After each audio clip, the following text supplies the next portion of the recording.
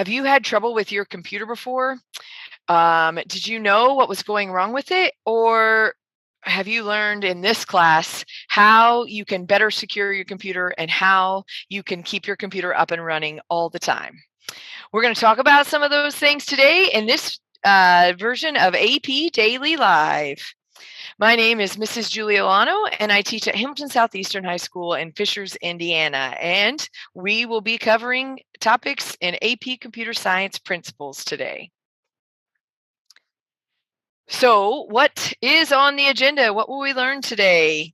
In this video, we'll review the topics of digital divide, crowdsourcing, legal and ethical concerns, safe computing, including encryption. So, some topics that you should have covered in your classes, just a lot of review in today's lesson of these topics and making sure you understand the types of questions that will be asked on these topics. So, here are the specific topics in a little more detail. First one, digital divide. It describes the issues that contribute to the digital divide. So we'll need to be able to do that. So what's the digital divide? Right, whether people have the internet or if they don't have the internet or they even have a device. So there's a lot of varying things now with the internet. It's not just about the device, it's about how fast your internet is too. Crowdsourcing, another great topic. You should be able to explain how people participate in problem-solving process at scale. So crowdsourcing, another great topic. Legal and ethical concerns. Explain how the use of computing can raise legal and ethical concerns. We'll be taking a look at that topic today as well. Safe computing, this is the big one, and you may have experienced some of this. Describe the risks to privacy from collecting and storing personal data on a computer system. Explain how computing resources can be protected and can be misused. And explain how unauthorized access to computing resources is gained. So we'll be talking about those and looking at questions over that. The skills covered in today's video are, you need to be able to explain how collaboration affects the development of a solution, describe the impact of a computing innovation, describe the impact of gathering data, and evaluate the use of computing based on legal and ethical factors. So our agenda for today is we're first going to go over, so those were the topics and skills. We're going to review some more important terms first. Then we'll look at some example problems before you'll have a chance to answer some multiple choice questions on your own. And don't forget, we'll have that Create PT tip of the day. Hopefully you're about to wrap up your Create PT. It's due soon. So we'll give you a couple tips as you wrap up that project to submit to the College Board. First up, we'll do some review. So lots of terminology with these topics. So we'll have quite a few things on the slides here, but we'll talk about each one and make sure that you have these down pat. So first up, some important essential knowledge. Here's our exact definition of digital divide from the College Board. The digital divide refers to differing access to computing devices and the internet based on socioeconomic, geographic, or demographic characteristics. And this has been in the news a lot lately, an important topic and an important topic in today's society. Next up, we have citizen science. Citizen science is scientific research conducted in whole or part by distributed individuals, many of whom may not be scientists, who contribute relevant data to research using their own computing devices. Citizen science is huge right now. We all have devices. We all carry a device in our pocket even. So we can use those to collect data that scientists can use. So especially when we're looking at natural resources and the environment, you can use your phone to collect data that then can be analyzed by scientists to track weather patterns or track migration of animals. So huge deal right now. You can even go find projects you could contribute to right now. And crowdsourcing. Crowdsourcing is the practice of obtaining input or information from a large number of people via the internet. One of the biggest crowdsourcing, there's a ton of crowdsourcing apps out there. You may have known some to help you find lower prices on things, but crowdsourcing, where we have a ton of people that contribute, we can accomplish things real quick, and you can have a lot of data that you can analyze to make decisions. Some more essential knowledge. Ease of access and distribution of digitized information raises intellectual property concerns regarding ownership, value, and use. So while we all have access to the internet, or most of us do, there is a problem with ownership, value, and use. When you use something from the internet, you may need to make sure you're citing your sources and that you're not using it in an illegal manner. Computing can play a role in social and political issues, which in turn often raises legal and ethical concerns. So, again, all the computing devices and all the things we're able to do with computers can lead to other concerns that we need to be aware of as citizens. Some more important essential knowledge. Personally identifiable information, PII, is information about an individual that identifies, links, relates, or describes them.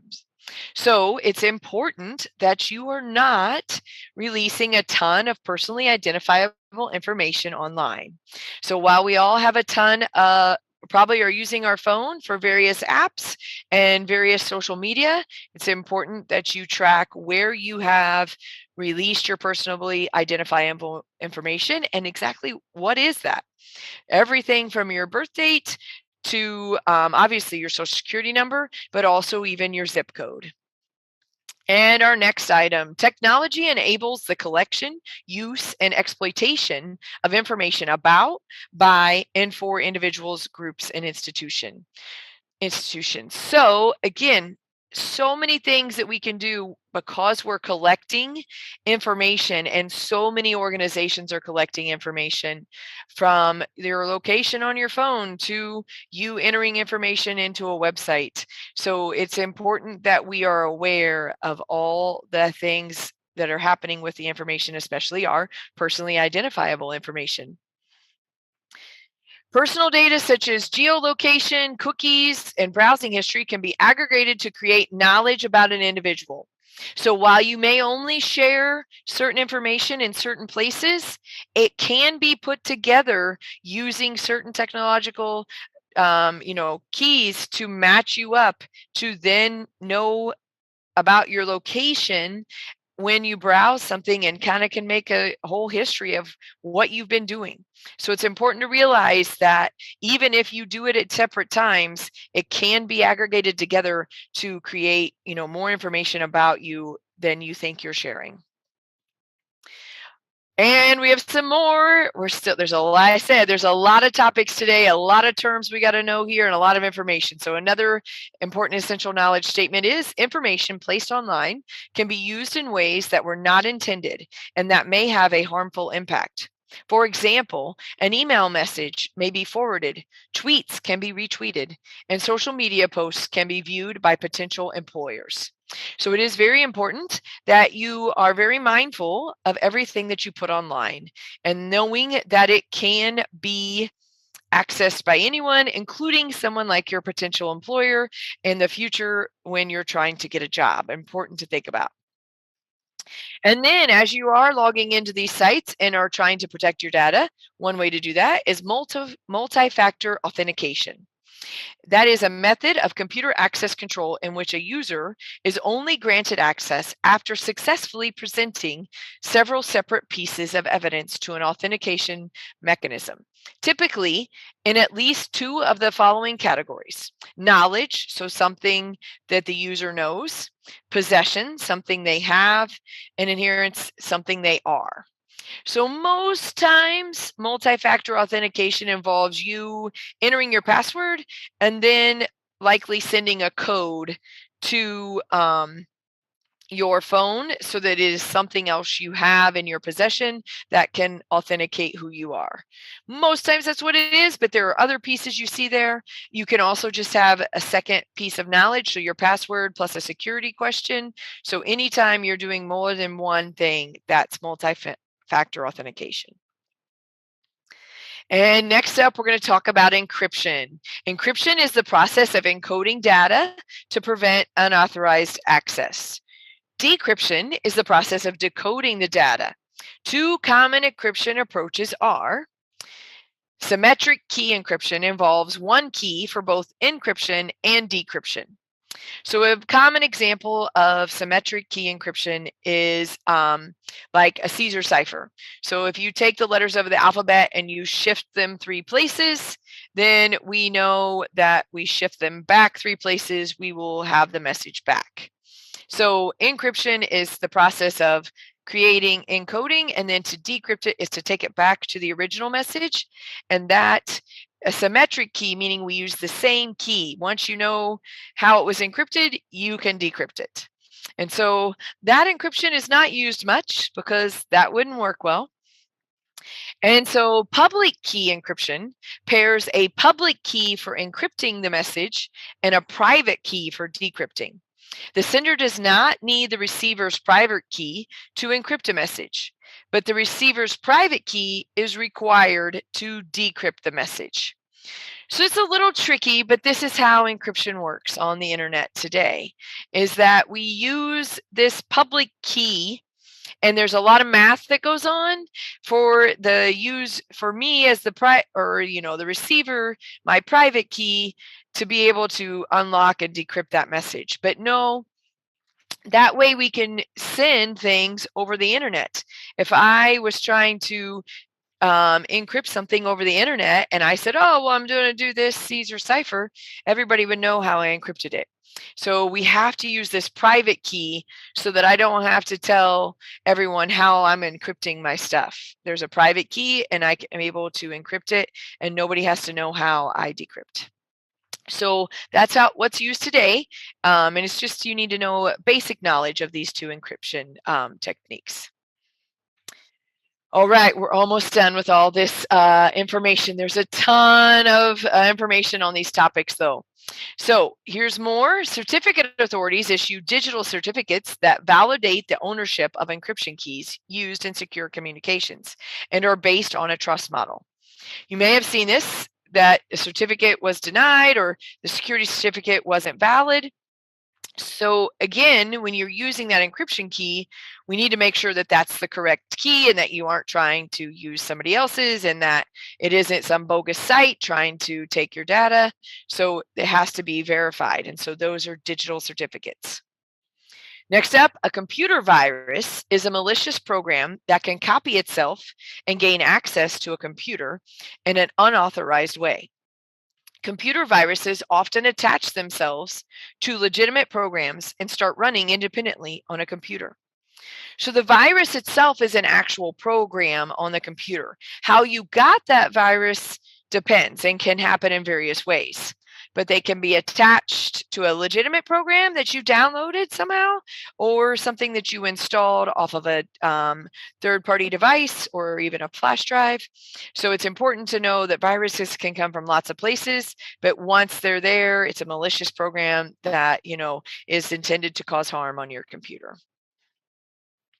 All right, we got our final slide of essential knowledge, and then we're going to see some examples here. So some other terms you'll need to know: phishing, not fishing in a lake or pond. Phishing with a PH is a technique that attempts to trick a user into providing personal information. That personal information can then be used to access sensitive online resources such as bank accounts and emails. And even if it's just your email, they can start sending emails to a bunch of people and crash your email so you don't have access to it. So phishing, usually it's asking you to enter information and the source is not legitimate, but they tell you they need your bank's account's been hacked and I need your information to verify. So it's important to make sure that a lot of times it comes over email, or maybe it's a website that pops up, making sure you're verifying where you're at on the internet and where emails come from. Key logging is the use of a program to record every keystroke made by a computer user in order to gain fraudulent access to passwords and other confidential information. So this can happen on public computers.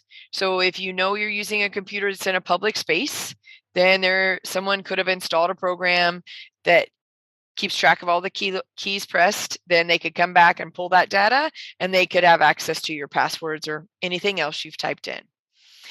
A rogue access point is a wireless access point that gives unauthorized access to secure networks.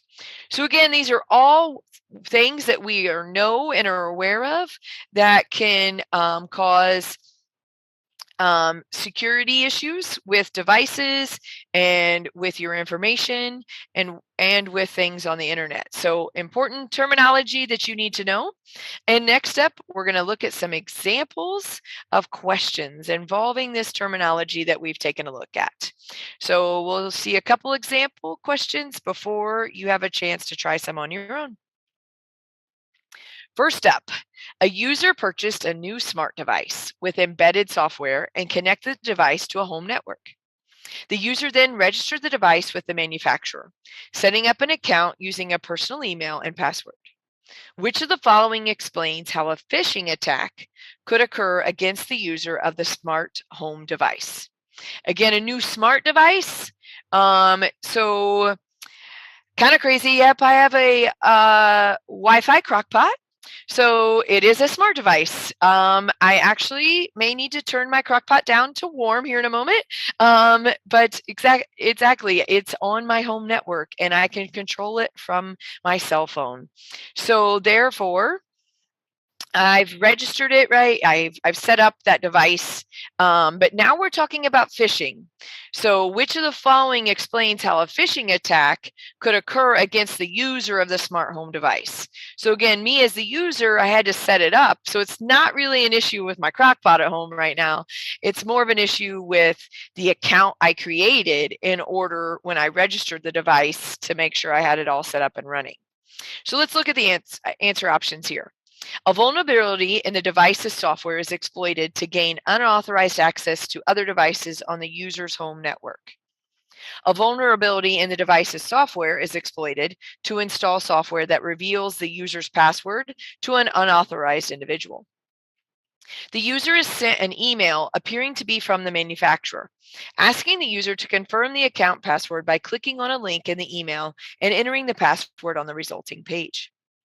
The user's account is sent an overwhelming number of messages in an attempt to disrupt service on the user's home network. So again, remember that our question is focusing on a phishing attack. And so this is pretty easy when you know your terminology, because phishing usually happens either from a pop-up or an email or something that you're receiving via text in some way that you click on a link. And so the only answer that involves that is C. The user was sent an email message. So again, once they created that account and have that relationship with the manufacturer, hackers can sometimes get in and see that information and then try to send you bogus information to get access to your accounts. That is why you should have different passwords for different accounts. Just another little tip. All right, next question. Which of the following school policies is most likely to have a positive impact on the digital divide? Again, the digital divide is access to devices and the internet. And again, socioeconomic standards or other things may be involved in how and why people don't have access to devices or the internet. So here are the answer choices. A school allows students to bring a graphing calculator from home to complete in-class mathematics assignments. A school allows students to bring a tablet computer to class every day to participate in graded quizzes. A school provides a laptop or tablet computer to all students enrolled at the school. A school recommends that all students purchase a computer with as much processing speed as possible so that projects run faster. So again, we're talking about trying to make sure everyone has access, because just like you watching this video right now, it's important that everyone has access to information so that everyone can be productive in society and understand what's going on in our world. And so in this case, it sounds great that the school allows students to bring things, but then what if the student doesn't have something to bring? And then the answer D is really strong, that you get a really fast computer.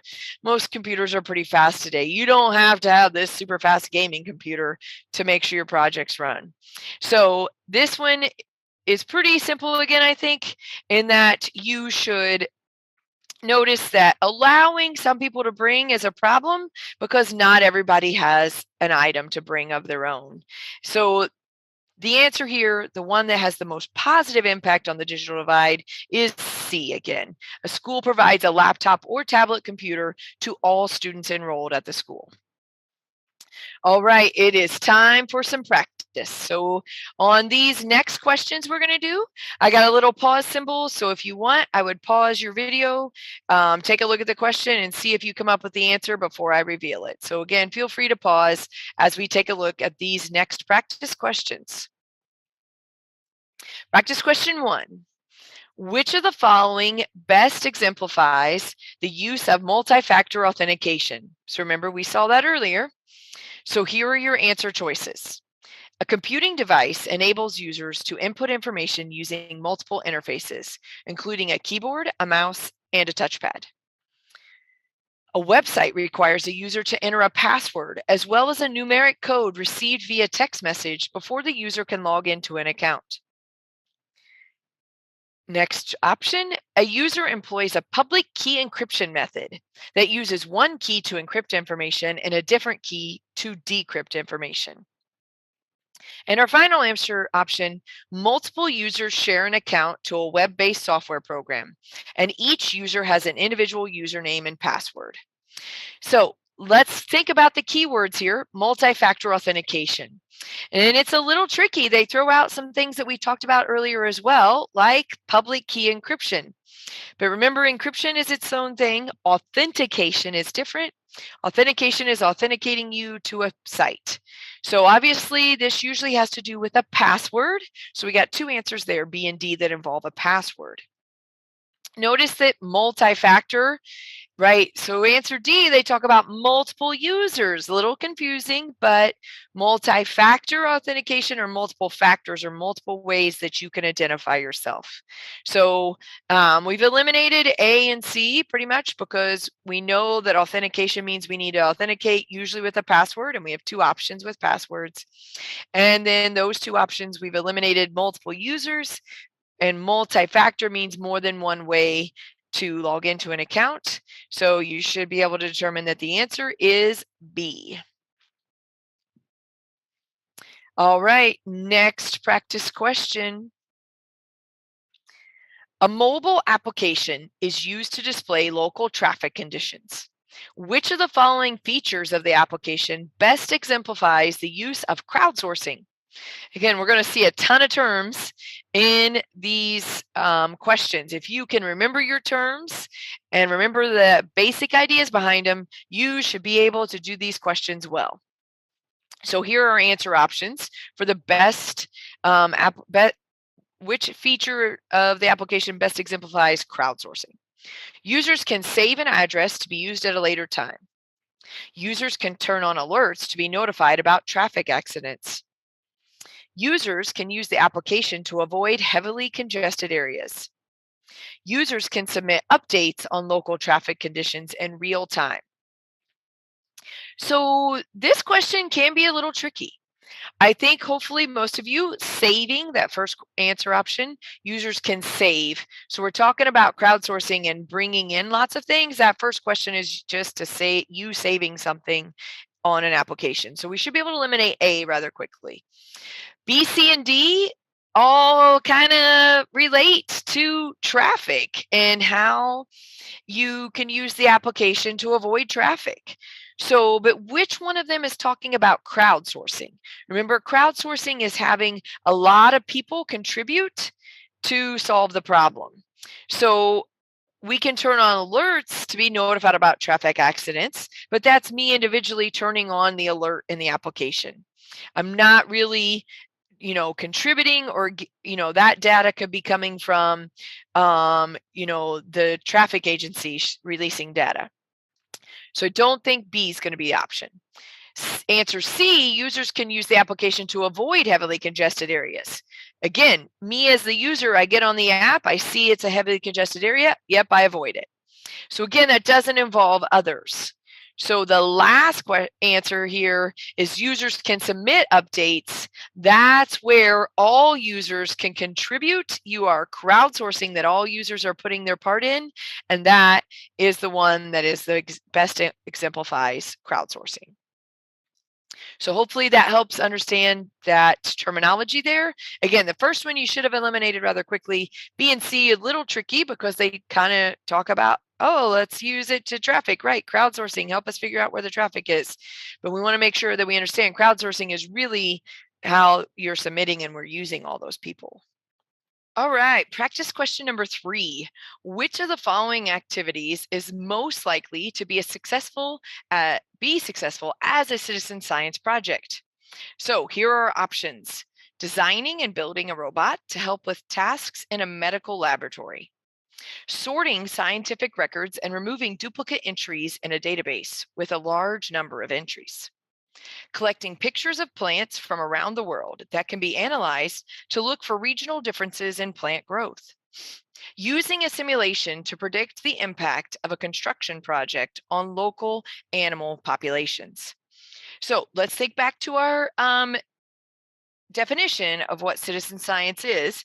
And remember that it was the word distributed was in there, or distribute to multiple places. So while citizen science is something that we would want to help in science, it's not just that it helps science, it does it in a certain way. So the first one, where we're talking about building a robot, it's really awesome, but it doesn't really involve distributed or other people helping with it. The second one, sorting scientific records and removing duplicates. Again, great project, but it really just uses a computer to do that. Doesn't really use citizens to help in that those scientific records. Answer C, collecting pictures of plants from around the world that can be analyzed to look for regional differences in plant growth. Again, if we collect pictures from all over the world, we kind of need people from all over the world. And it's really easy for us to collect pictures with phones now. So that one seems to be pretty good. Answer D, using a simulation to predict the impact. So again, that's a simulation. So again, you're just using a computer to simulate something. You're not really pulling in actual data. So that one doesn't really involve people being involved or distributing to other places. So that is not really a good option either. So the answer here is C, using citizen scientists all over the world to collect those pictures so then they can analyze regional differences in plant growth. Moving on, question number 4.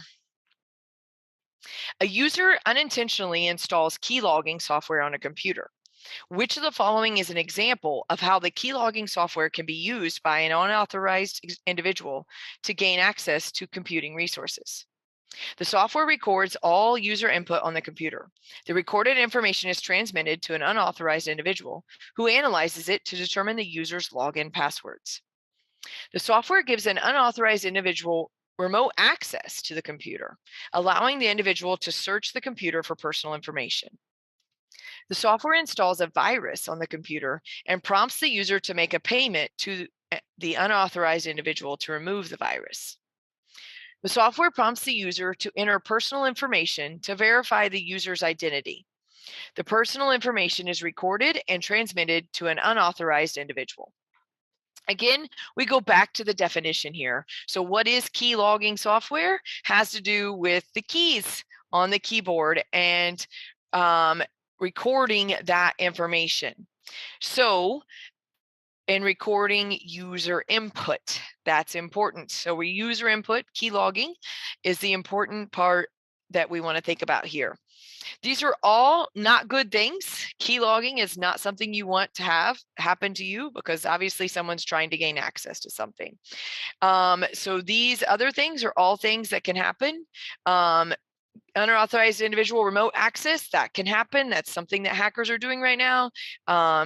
They say they're going to help you fix it, and they're actually not. A virus, we know those aren't good. And then the last one, a software prompts you for personal information. And again, if it's not software you're aware of, then that's not good. But here we're talking about key logging, which is user input. So that kind of software, yep, keeps track of all that.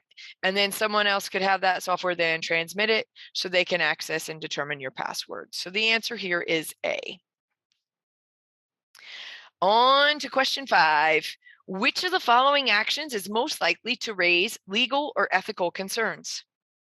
An analyst writes a program that scans through a database of open access scientific journals and creates a document with links to articles written on a particular topic.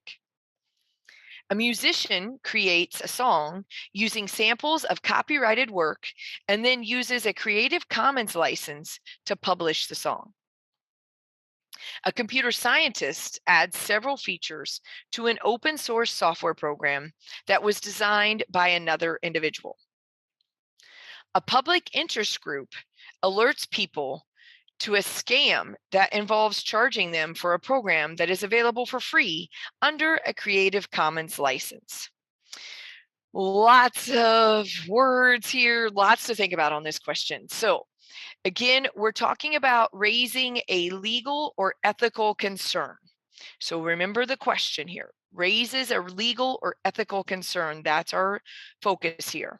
So, the first question talks about someone that writes a program that scans through an open access journal, meaning that it's openly accessible to anyone, and then creates a document with links to articles written on it. Doesn't seem to be any issue there. Now, the topic, right, that's different, but no legal or ethical concerns about accessing data through an open access. A musician creates a song using samples of a copyrighted work and then publishes it themselves using Creative Commons. That doesn't sound good. Let's look at the other two options. Let's think about those. Computer scientists add several features to an open source software program. Open source is like open access. It is open to all people to use. So that's the idea, is that it's open source. We can all contribute to making it better and add features. So that's a good one. Answer D, a public interest group alerts people to a scam. Again, this seems like a good thing. While it is someone trying to charge for a program that is free, it isn't a legal or ethical concern, as we are just alerting them to the scam. So you want to focus on the main part of that answer. So again, someone using samples of a copyrighted work, that is a legal concern there. So our answer to this one is going to be B. Couple more practice questions to go. Again, you may pause anytime if you don't want to hear the answer so soon. Which of the following is least, again, all caps, least likely to be a contributing factor to the digital divide? We talked about it a couple of times, saw an example question. So remember, digital divide, access to devices and the internet. Some parents prefer to limit the amount of time their children spend using computer devices or the internet. Some individuals and groups are economically disadvantaged and cannot afford computing devices or internet connectivity. Some individuals and groups do not have the necessary experience or education to use computing devices or the internet effectively. Some residents in remote regions of the world do not have access to the infrastructure necessary to support reliable internet connectivity.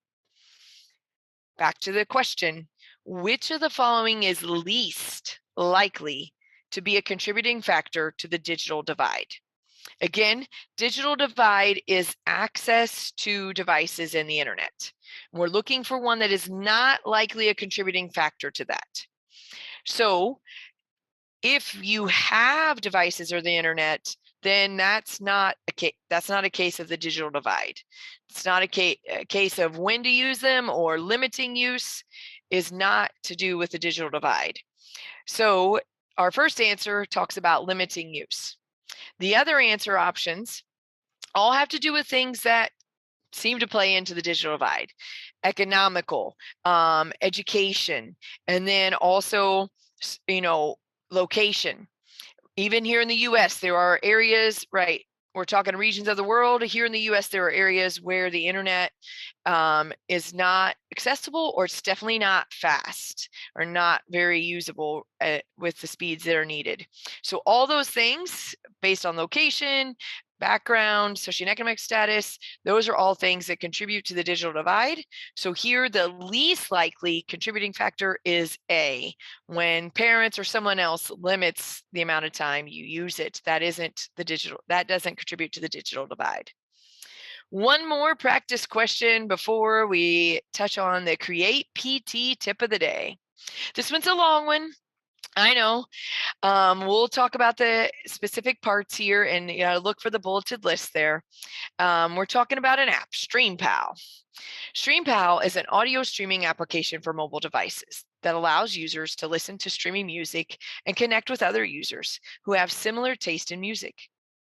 After downloading the application, each user creates a username, personal profile, and contact list of friends who also use the application.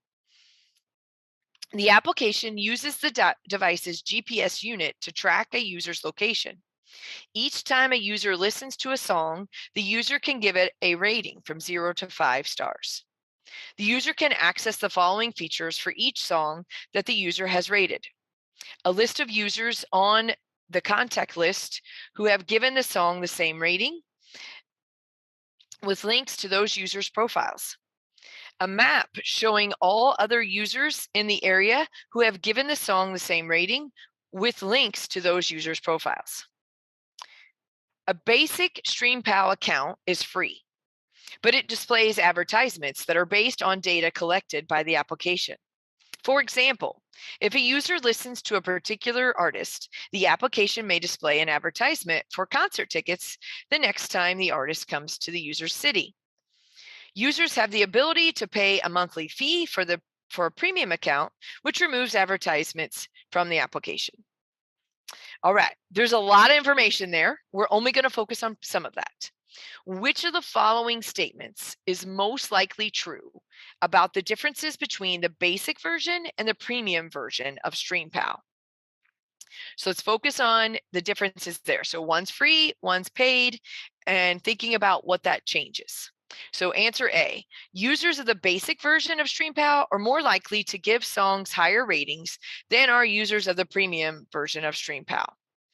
Well, that could be because they're not paying for it. So all these songs are great, but that doesn't really, that's just kind of it's not really a direct trueness there. It's just kind of a thought.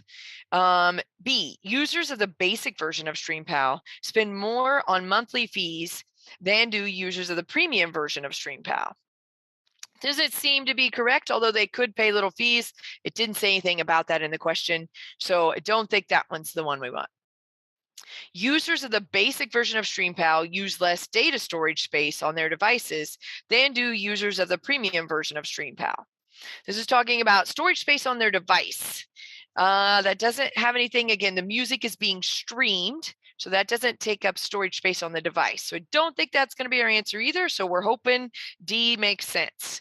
Users of the basic version of StreamPal indirectly support StreamPal by allowing themselves to receive advertisements. So while it is free, it's not really free. They are using you to do advertisements, which is how they make money, is by selling those ads, and they base it off your ratings. So then that's targeted advertising, which was what a lot of companies are looking for these days. So that is our answer D. All right, time for the Create PT tip of the day. Make sure that your procedure includes an algorithm with sequencing, selection, and iteration. Yes, the algorithm needs to be in your procedure that you screenshot for your written responses to earn the point for both row 4 and row 5 on the rubric. If you're not sure or you're confused between the rubric and the directions, when in doubt, check the directions. Again, your teacher should have provided those to you, and those are available on the College Board website. That student handout, make sure you double check those. They're also available on the digital portfolio where you submit. So just make sure you review those directions before you final submit, which you should be doing very soon. And as you see on the screen there's a link to more PT instructions, rubrics, and videos on that tiny URL. So check that out if you're still needing some help finishing up. And so what should we take away from this AP Daily Live for AP Computer Science Principles?